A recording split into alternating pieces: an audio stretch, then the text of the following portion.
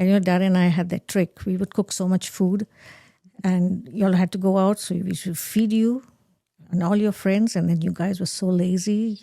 You were so full of carbs and sugar, and you were so tired that instead of going to the movies, you would say, "Hey, Ma, can you get a movie from the Red Box?" Yeah. And then you all were at home all night, and that's what we wanted. We had our eye on you. So until you caught onto the trick.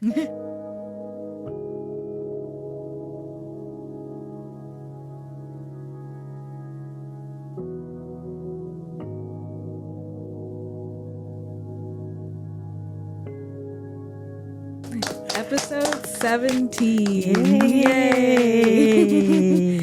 And I'm here with my mom, the one and only Ingrid Zuzart, here all the way from Florida for the birth of her first grandbaby, Ty. Yes, I'm so excited to see Ty. Ty Isidora Evangeline Mack. The one and only queen. Yeah. I've spoken to Anwar's mom. He spoke to his dad, so I want to talk to you. And then I'm thinking Anwar is going to talk to Da when he gets here. So these are basically all for Ty, so when she gets older, she can look back and kind of see how we planned her being here and how we want to interact with her. And also, it would be nice for her to see her mom and her. We're going to call you Avo to her, which is grandmother in Portuguese. That's right. Basically, what the conversations we had before she got here, so she can have some idea of what we expect of each other, what you expected of having me, and then what I expect of having her. Okay. Okay. So when you had me, you have two children, me and my younger brother, Daniel. So before you became a mom, what were some things that like you wanted for your children?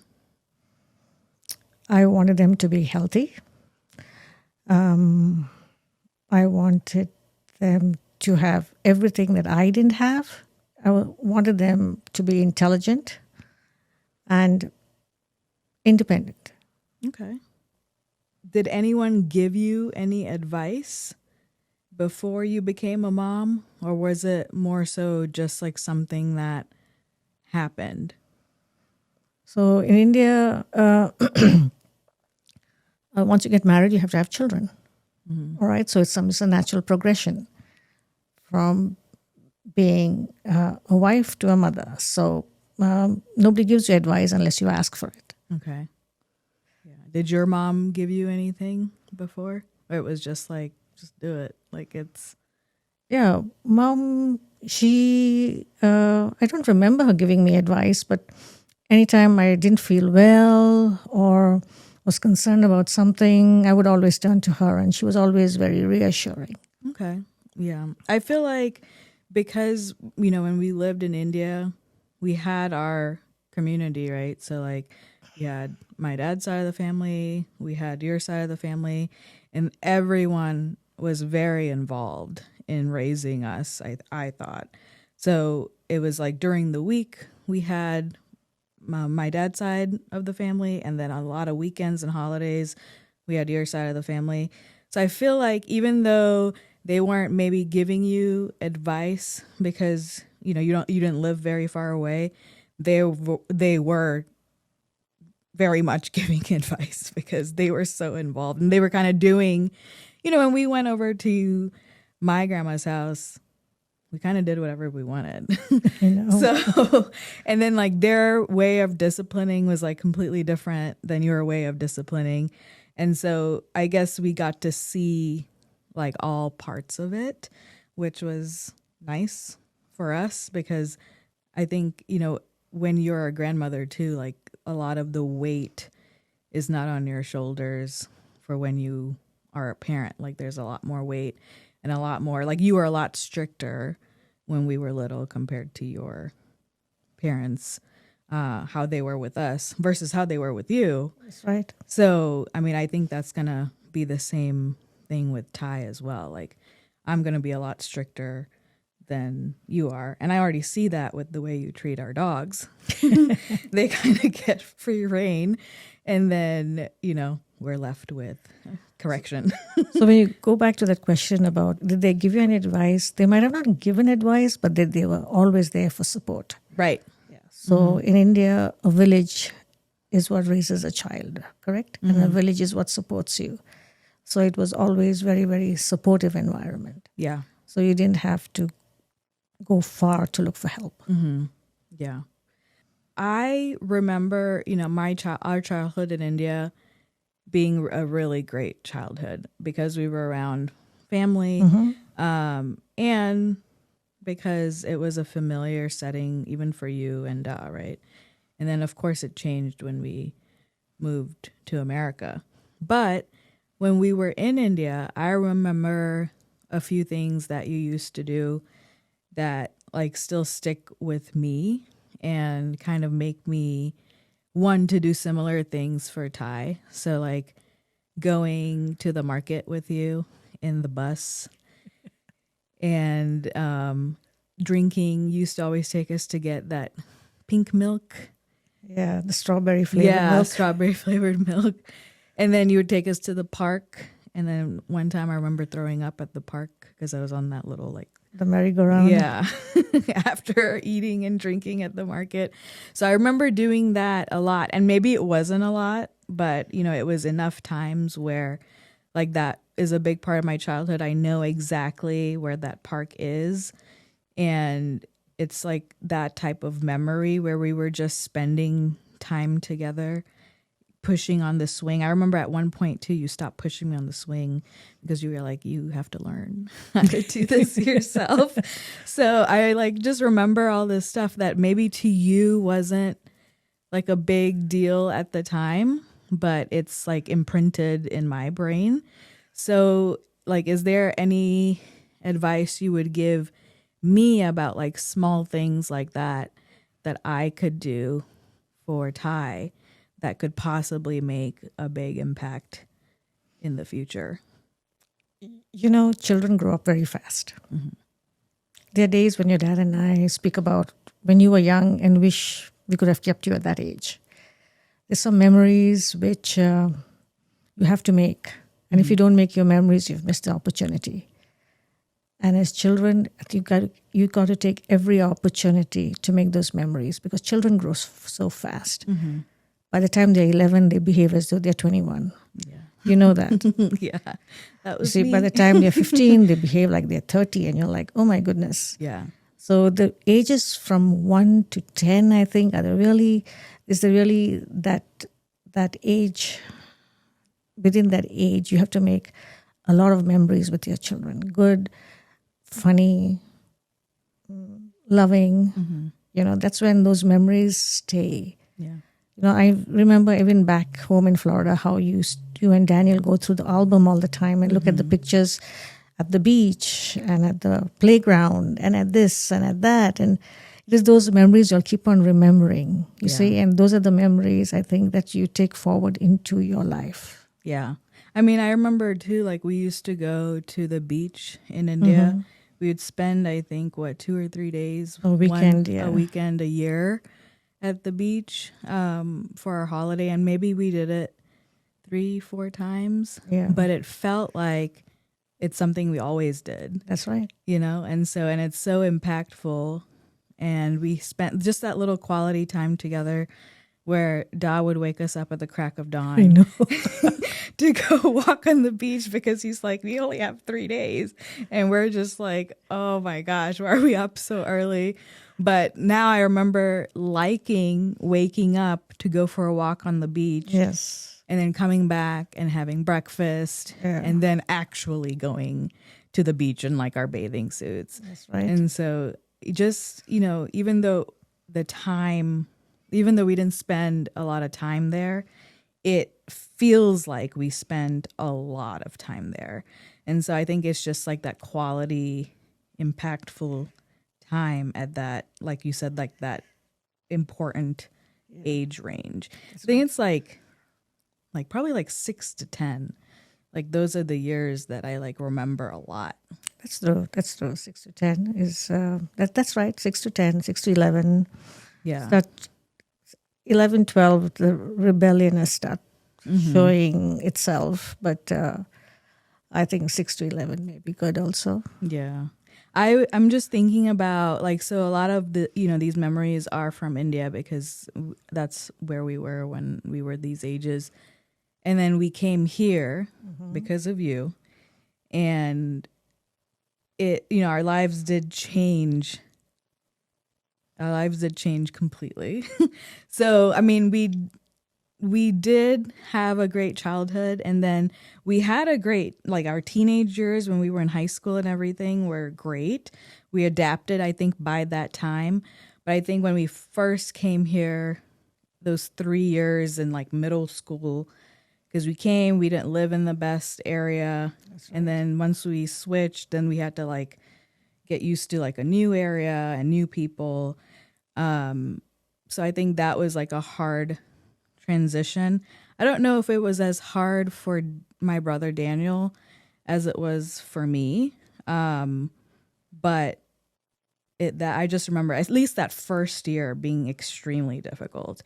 And then I can't imagine what it was like for you and Da, where now you have an 11-year-old girl who is now in a new country, is now a preteen, and has all these opinions, and you're trying to keep her safe, and you're across the world, away from all your family that was very involved in keeping everybody safe. So how did you handle that? It was very difficult. So the first time when you guys so I came first. I was here for 2 months, and then you guys arrived. So when you arrived, the first day you guys went out to play, and y'all came home. And the first question, y'all both were very, very upset, you and Daniel. And when I asked you why, you said, "Are you really my mom? And is Dada really my dad?" And I said, "Of course we are. Why do you ask?" You said, "Whichever children you were playing with have a different, each one of them, though they were siblings, each one of them had a different father and a different mother." Oh. How did that happen, you asked me. How did they have different fathers and mothers? And you and Dada are our parents. So in my mind is oh my God, what have I done? What are they being exposed to immediately? Why didn't I stay in India? What have I done? So that night, you and your dad and me had to have a conversation with each other. It's like, how do we protect our children? Yes, this is America. This is what we have to get used to, and how we are going to gradually introduce them to this lifestyle and keep them safe. So it was very difficult. At the same time, we tried to give you guys the comfort level that we had in India. Yeah. That means we had to work a lot. That meant working overtime, taking extra shifts, both your father and me, but at the same time, trying to be at home and not leave you guys alone. Yeah. And I think moving out of those apartments to the house that we brought within a year of coming to this country was what kept you guys safe. Yeah. Yeah, no, I agree. I don't know how long we would have lasted in those apartments, or like our innocence almost, That's right. just because we were exposed to so much so fast in that year. It was like you had to grow up overnight. But we're okay now. We're fine. We made it to the other side. When you came to America, I feel like your identity had to change as well, right? As a mom, like the way you were parenting in India versus the way you parented when we came here, I feel like it changed. It did. How would you say it changed? So in India, I felt I was the only parent. I felt, your grandmothers were there, your uncles and aunts were there, your cousins were there. And so everybody had their eye on you. So if I had to work late, it was like, hey, don't worry, we have our eye on them, they're okay. And it was not that we were living, we used to live with your grandmom. Yeah. And we had Annie. So I had a lot of people, a lot of support. When we came to America, it was just your dad and me. Yeah. So we wanted to be strict, but we didn't want to be too strict so that you would lie to us and do stuff on the quiet. Yeah.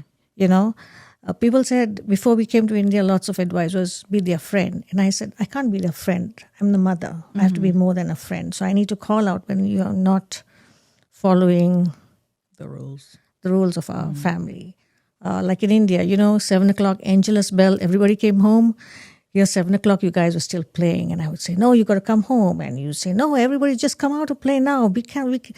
So your father and I had to change our way of thinking of how to parent you guys at the same time, not be controlling parents where you have to do everything we say on our face, but as soon as you leave the house, you're a different person. Yeah. So allow you to have your identity as well as be the parents we always were supposed to be. Yeah.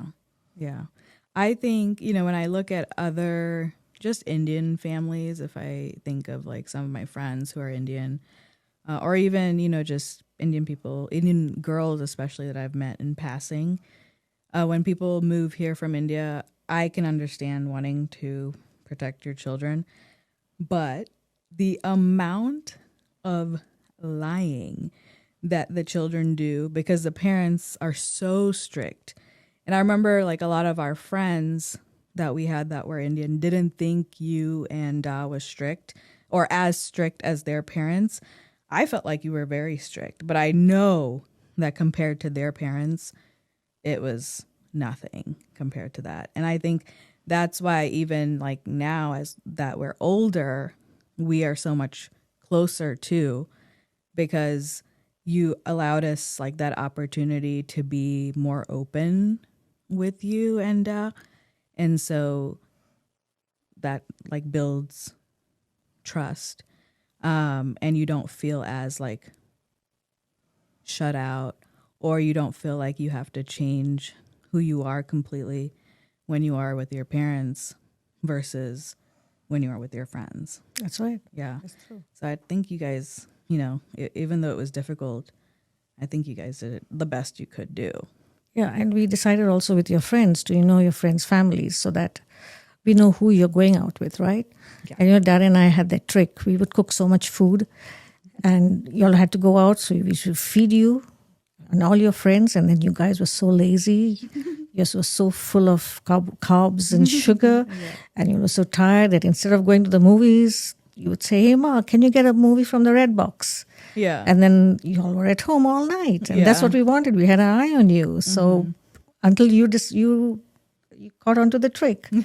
I mean, I think like when we were like, there were times, of course, that, my friends and I did end up going out. But I think most of the time you invited everybody into the house. And so people would come over, we'd eat, then we'd like play games. And then there was no like curfew for people to be at the house. So as long as we were there in the house or in our neighborhood only, there, people could stay as long as they wanted. And so I think that was a good trick if it was a trick. But I do know that, even if we did go out, then it was like you have to be home by this certain time unless you're spending the night at, someone's house. Yeah. But that too, like, I feel like our house, like we didn't really spend the night at other people's houses because first of all, there was never enough food. Like I remember going to people's houses and being like, where is the food? Like, how are we going to survive the night? And so it was much better when people came and stayed with us. Yeah. Yeah. So, now that I'm in my 30s and I'm having my own baby, how is it for you to see me transition into this new role? I am very proud of you. I think you're going to be a wonderful mom. Anwar's going to be a wonderful father. I think you're ready for it. I think all these years of just, I think, being around people who have children, you were a babysitter and very popular babysitter at that. But it's different when you have your own child. Yeah. So I think you're ready for it. And you think you're ready. And you're never alone. You've got Anwar's family, you've got us, you've got your family in India who's keeping an eye on you. So, that never goes away. Yeah, that's true. Yeah. I mean, I think when, we got married, nobody from our family put any pressure on us to have children. No. Which was so nice. I, for a long time, wasn't ready to have children. And so, but there was never like a mention of children from you, dad, grandma, nothing at all. No one said a word. And then it's so funny because when I did get pregnant, the first thing Nana said to me was, "Oh, good. I thought you were never going to have kids. I'm so happy you're having children." So I'm glad it was inside there, and it never came out, and because I never felt any pressure. And so when we were finally ready to have children, it was a good transition too, because I think mentally I wanted to be able to have the capacity. Like you said, it's a lot of work, right? So mentally, I wanted to have the capacity to be able to be fully present. I think you and Arwan have a good foundation. I think not having children early was very good for you guys because you were able to cement your relationship and your love for each other and your support for each other. Because once there's a baby, you're not number one anymore. The baby rules the house. Right. So then, you tend to not pay much attention to each other. So if you're not grounded in your relationship and in your love for each other, that causes a lot of stress on the relationship. And by the child is 4, 5 years old, it starts telling. So I'm glad you waited so long to have a baby. I'm glad you had a baby, but I'm glad you waited too, because it really, for me, it's very comforting to know that you guys are going to be a well-loved unit. You say it to me all the time, marriage is like a plant, if you don't water it, it's going to die. You have to water it, give it nutrition, give it sunlight. And so that is something that, has stuck with me. And Anwar's parents have said the similar thing to him, so that even when the kids come here, your spouse, this is you and your spouse's, this is why they're here, because of you and your spouse, right? And so, but I know when the baby is small, it's it's gonna cry. It's all these things, that you can't control. And so for that, especially that initial few years, you need a lot of support. And so it's good that you have that foundation. Yeah. Okay, one more question for you. What do you feel like when things get hard? Because things are going to get hard. They're already hard just making the baby. But now when she comes here in the next week, hopefully, what do you hope that I remember when things get hard? So, every day be grateful for little things. That'll make your day. Just being grateful for how much you have versus what you don't have. Focus on what you have and what's going well for you. And learn to forgive yourself. You've got to learn to ride the wave. Parents are not born. You're not born a parent. You have to learn to be a parent. And unfortunately, with every child, it becomes easier. Fortunately, maybe with every child, it becomes easier. But be kind to yourself. Forgive yourselves. Ride the wave, because things will get better. And learn every day. Explain to your children the why. I think many of us, I was raised with, you just have to do it. Because I told you to do it, you need to do it. Explain the why. When you explain the why, children are very intelligent nowadays. If you explain the why, I think you'll get a better response and better support if you want them to take care of each other. Possibly a better outcome. Yes. Better outcome, because they'll know they're supporting you, and they want to be together as a unit because they see you and Anwar as an example. Yeah. All right, Ma. That was episode 17. Yay. Yay. Maybe this is the last podcast episode until she comes Okay. because I am tired. And when Da comes, he'll be here after she's born. Yes. So we'll have to do one with him. Okay. Thank you. Yeah. Love you. Love you.